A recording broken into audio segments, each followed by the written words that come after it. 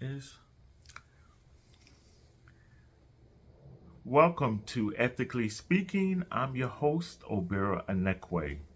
We would like to look at the topic of, do black people have thicker skin than their white counterparts? Again, do black people have thicker skin than their white counterparts? Of course, we know this is not true. It is a medical myth. Just to start out with telling you this.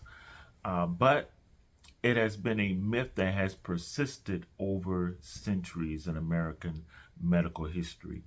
This has been based in race-based medicine. And when we look at race-based medicine, it is the history of American medical practice. So we can look at it as far back as, for example, Thomas Jefferson. He believed this as well, that black people had thicker skin than their white counterparts. They really didn't believe at all that black people were human beings. They believed they were really, at some point, 3/5 of a human being. And in this belief system, the skin of black people was looked at as skin that could resist pain, much greater than other human beings. For some reason, they were able to use this mythology to actually justify the enslavement of black people in America. And with this justification, they also used it as a means of justifying how they would experiment upon black people. For example, J. Marion Sims, which is considered the founder of gynecological studies, was living in Birmingham, Alabama. He was conducting research among 3 black women who were enslaved in the South. And in Birmingham, he did these experiments on them and surgeries on them, in which he developed certain gynecological tools that are still used today. But he never used anesthesia on these women. They never had any kind of medications that were given to them to prevent the pain that they received when he conducted these experiments upon them.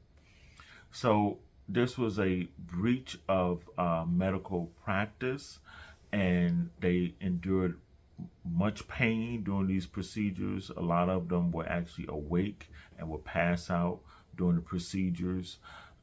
So this continued, and he was credited as becoming the founder of gynecological studies in America. So we still have to today, as recent as 2026, there was a study that was done among first year and second year medical students, and they even believed, about 40% of them believed, that black people had thicker skin than white people. And of course, when you teach this and try to break this myth, people still have that belief in their ideas and their understanding of medicine. But there's no scientific evidence to prove this. In fact, what we do know about skin color is that skin color does not affect the thickness of one's skin. It is really age, the age of one's skin, that affects its thickness. Then next after that is sun exposure, but it's really the age of the skin that affects the thickness of the skin, if you want to look at it technically. But there's no evidence to show that race or even ethnicity and the tonality of the skin has anything to do with the thickness of the skin, let alone the thickness of the skin, meaning that a person would be able to endure pain more because their skin is thicker. That's really a myth, and it's not based on scientific evidence. So we know this is not true in science, but people still have this persistent belief, and we have to really unteach that.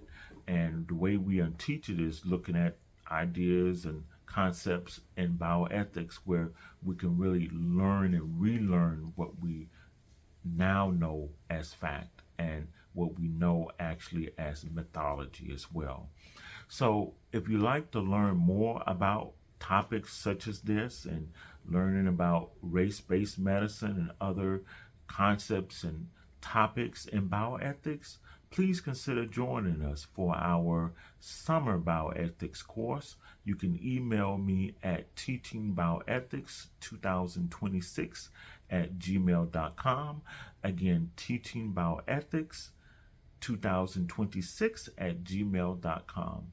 So we look forward to seeing you next time at Ethically Speaking. And you can also see us on our website at ethicallyspeaking.net, ethicallyspeaking.net. Again, we look forward to seeing you again on our next broadcast. See you then.